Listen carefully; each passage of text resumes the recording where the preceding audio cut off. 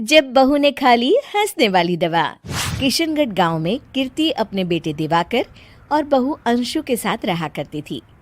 तीनों बहुत ही हंसी खुशी अपना जीवन व्यतीत कर रहे होते हैं। अरे बहू, आज खाना मैं बना देती हूँ।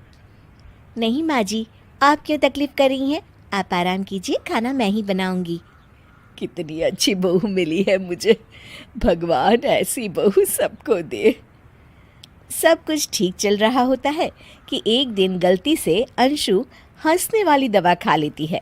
बस उस दिन से सब कुछ बदल जाता है। अरे बहू, मेरे घुटनों में बहुत दर्द हो रहा है, जरा बाम तो दे दे। अरे बाम लगा कर क्या करोगी माँ जी? मैं पाँव दबा देती हूँ। अरे एक तो मुझे पाँव दर्द हो रहा है, ऊपर से तुम हंस रही हो। आई एम सॉरी माँ जी। अरे फिर से हंस रही है, जा तू मेरे कमरे से, मुझे तुझसे बात नहीं करनी। हे भगवान, ये क्या हो गया? अब माँ जी क्या सोचेगी? 2 दिन बाद कीर्ति घर में किटी पार्टी रखती है। उसकी सभी सहेलियां घर आने वाली होती हैं। अरे बहू, मेरी कुछ सहेलियां आज दोपहर को घर आने वाली है। आज कुछ खाने में अच्छा सा बनाना। सहेलियां? क्यों? मेरी सहेलियां नहीं हो सकती क्या? तुम फिर से हंस रही हो? नहीं माँ जी, मैं हंस नहीं रही हूँ। अरे फिर से हंस रही हो और बोल रही हो कि हंस नहीं रही। नहीं माँ जी, मैं तो तुम जाओ मेरे सामने से और किचन का काम कर लो, जाओ। दोपहर को कीर्ति की सभी दोस्त खाने पर आ जाती हैं।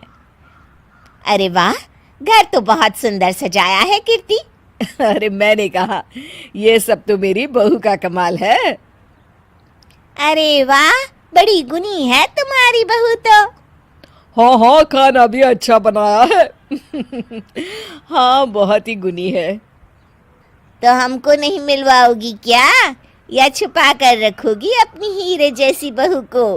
अरे नहीं नहीं, अभी बुलाती हूँ। अंशु, ओ अंशु, बहू रानी। अंशु बाहर आती है। जी माँ जी। बहू, ये सब मेरी सहेलियां हैं, मिलो सबसे। नमस्ते आंटी। नमस्ते बेटा, बहू तो बहुत अच्छी मिली है तुमको, किस्मत वाली हो तुम। किस्मत वाली? अरे क्या हुआ? हंस क्यों रही हो? नहीं नहीं, मैं हंस नहीं रही हूँ। तभी अचानक सांची के हाथ से चम्मच छूट जाता है और उसका कुर्ता गंदा हो जाता है। अंशु फिर से हंसने लगती है।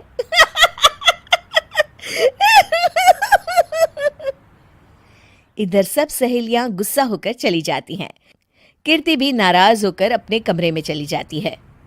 हे भगवान, ये मैंने क्या कर डाला?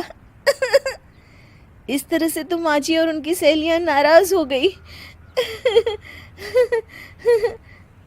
अगले दिन, बहू, ओ बहू, किधर हो? जी माँ जी। जल्दी से मेरे साथ चलो, पड़ोस वाले शर्मा जी की हार्ट अटैक से मौत हो गई है, उनके घर बैठक के लिए जाना है।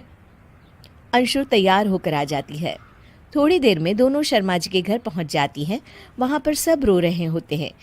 कीर्ति शर्मा जी की बीवी के पास बैठकर उन्हें सांत्वना देने लगती है। बड़े अच्छे इंसान थे मेरे पति। अच्छा। तुम हंस क्यों रही हो? वो अच्छे थे। हाँ हाँ, बहुत अच्छे थे अंकल। अरे अंशु, हंस मत। माँ जी, मैं हंस नहीं रही। मैं तो आंटी जी को बस दिलासा दे रही थी। सब औरतें अंशु की इस हरकत से हैरान हो जाती हैं। कीर्ति भी बहुत शर्मिंदा होती है और वो अंशु को लेकर फटाफट घर लौट आती है। अंशु, क्या हो गया है तुझे? हंस क्यों रही थी तू वहां पर? नहीं बाजी, मैं तो बस अरे तो फिर से हंस दी। जा तू अपने कमरे में, मुझे तो तुझसे बात ही नहीं करनी। मेरा बेटा ही तुझसे बात करेगा अब। रात को जब दिवाकर घर लौट आता है तो कीर्ति दिवाकर को सब कुछ बताती है। ठीक है माँ, अब फिक्र मत करो, मैं अंशु से बात करता हूँ। दिवाकर अपने कमरे में जाता है। जी आ गए आप कैसे हैं? मैं तो ठीक हूँ, बस सर में हल्का दर्द है। सर में दर्द अरे इसमें हंसने की क्या बात है? नहीं, मैं हंस नहीं रही हूँ मुझे तो फिक्र हो रही है आपकी एक तो मेरे सर में दर्द है, ऊपर से तुम हंस रही हो। अरे कैसे समझाऊं मैं आपको मैं हंस नहीं रही अंशु, तुम इस घर से चली जाओ। माँ ने मुझे बताया जो भी तुमने शर्मा आंटी के घर किया, और किटी पार्टी में भी। नहीं जी, मैं ऐसे नहीं हूँ तो अभी क्या हुआ था? क्यों हंस रही थी तुम? रुकिए मैं आपको सब कुछ बताती हूँ आपको सब कुछ। अंशु डायरी में लिखकर दिवाकर को पढ़ने देती है। कुछ दिनों पहले मैंने गलती से हंसने वाली दवा पी ली थी, जिसकी वजह से ये सब हो रहा है। इसका असर कुछ दिन और रहेगा। अरे तो तुमने ये सब पहले क्यों नहीं बताया अंशु? वो मैंने माँ जी को बताने की बहुत कोशिश की मगर उन्होंने सुना ही नहीं अरे ठीक है, मगर वादा करो जब तक दवाई का असर ठीक नहीं हो जाता तुम घर से बाहर नहीं जाओगी।